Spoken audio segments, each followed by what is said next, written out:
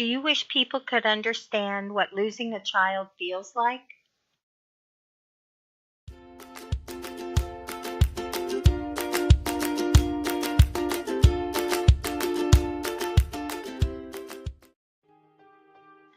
Did you notice we went from in the darkness to darkness into light? One step at a time, we bring a little more light into our dark journey of loss.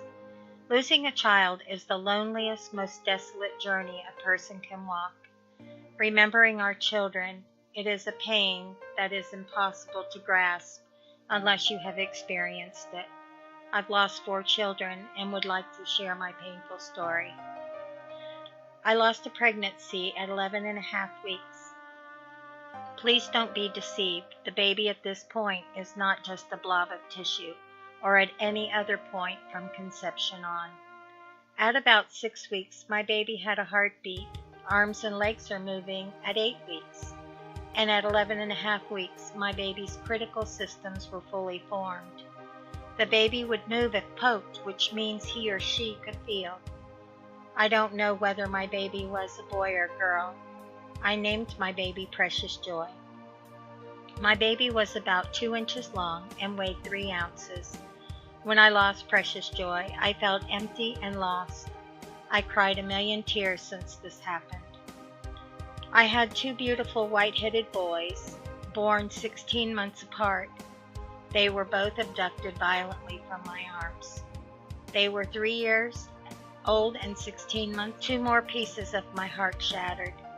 I have post-traumatic stress from this event in my life. The story is long and sad. I still can hear the screams of my babies and the events of that day. Their loss continues without closure every day. The loss multiplies with grandchildren and future great-grandchildren added to the loss. 3 years ago, I lost my youngest son suddenly. His name was Kanane Charles. His first name is a blend of his dad's name. Kanane's middle name was after both grandpas. Kanane had a rough start, born by emergency C-section at 32 weeks gestation. He weighed 3 pounds 4 ounces. He was a sick little boy. I had toxemia and had heart failure during his birth. We were both on machines. Kanane's lungs weren't completely developed, and when they put him on the machine to keep him alive, they overexpanded his lungs, which damaged the lung tissue he had, which is called bronchial pulmonary dysplasia, or BPD, caused by mechanical ventilation, or the respirator. Kanane's first year was long and bumpy, but he was alive. I prayed hard. There were good days and bad days. He was in the hospital almost a year before he came home. He weighed 12 pounds and required around-the-clock care. I had my 5-year-old daughter at home, and she was just starting kindergarten, so life was busy. Kanane was delayed in his milestones, walking, talking, and he was in special classes in school. When he started school, besides his breathing medication, the doctor added Ritalin. I didn't like this medication or how it affected my son, but the school insisted he be on it. Kanane was a gentle, loving, active, creative child. He was bullied along the way as other kids knew he was different. I was his biggest stand and advocate, so I would always step in to solve the issues as they arose. By the time he got into middle school, he was starting to feel the negative in his world and was put on more medication for stress and mood.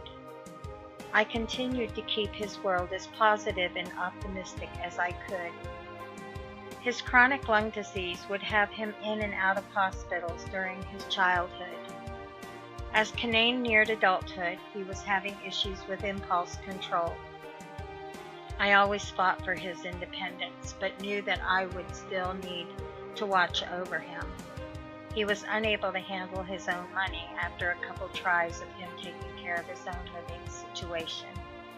He was married to someone who wasn't good for him. He had 2 children, a boy and a girl. He loved his children and enjoyed doing things with them. Then he was divorced. A couple years later, he married again. It was so nice to see him happy. After he had been married about a year, he called to tell me that they were expecting a baby girl. I was so happy for his happiness. 2 months before his baby girl was born, he died suddenly. I'm still feeling the shock over his death.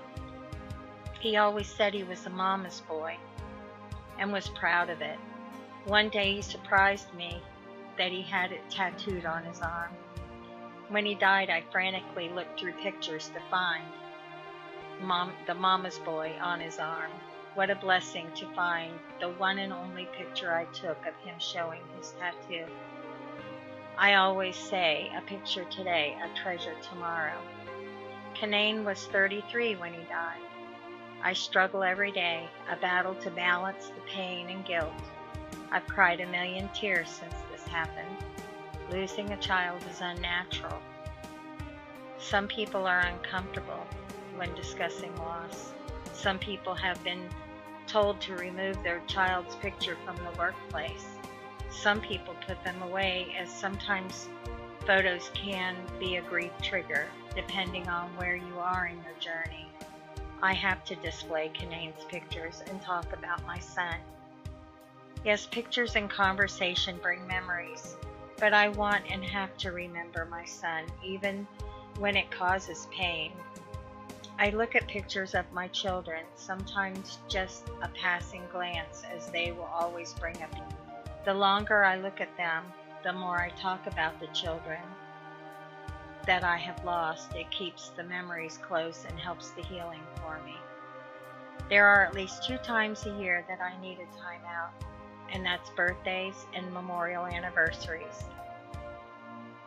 Birthdays, we launch balloons for my son Kanane. He always used to love to go out to eat, so that's what we do on his memorial anniversary. The ways we remember is very personal to each of us. When Kanane died, I did a plaster casting of his hand, and while the mold was setting, I was holding his hand, so it formed a grasp that fits perfectly in my hand. I put a new charm on it, commemorating each year. Visits to the cemetery are still hard, but I still go. Sometimes I will just sit a while and think about him and cry. In Kanane's memory, I got a couple bracelets. One is called Angel Wings with his name on it, and the other one says, "Let me shine," Matthew 5:14 through 16. He told me one time if he acted like the world, then his light wasn't going to shine. So he reminds me to let my light shine. Losing a child is a lifelong journey of healing. I love the children I have lost, and I think about them every day. I started a support group called Finding Our Way, but I realize it's a group that no one really wants to be a part of. But by being a part of the group, I am humbled not only by the stories, but also that we are connected by a bond of broken hearts. It's not about me, it's about us. We all need a sense of belonging, and loss is a lonely journey. It's not a one-time event. There's no getting over it. This is Bridging Loss, where we build a bridge by linking to each other over the abyss of darkness. We connect with each other, we commit to the challenge as we take one step at a time from the darkness into the light. I invite you to join Finding Our Way, which is an online support group. We share, we care, we laugh, we cry as we take another step. The link to the Bridging Loss Facebook page is in the description. When you visit, comment group if you want to be added to the support group. Please join me again next time as we continue our journey from the darkness into the light. Please share in the comments where you are from, and if you can, let me know what kind of losses you have had. And please, if you have lost a child, share his or her name, and let's talk about our children. I would like to pray for anyone who has a need. Please subscribe.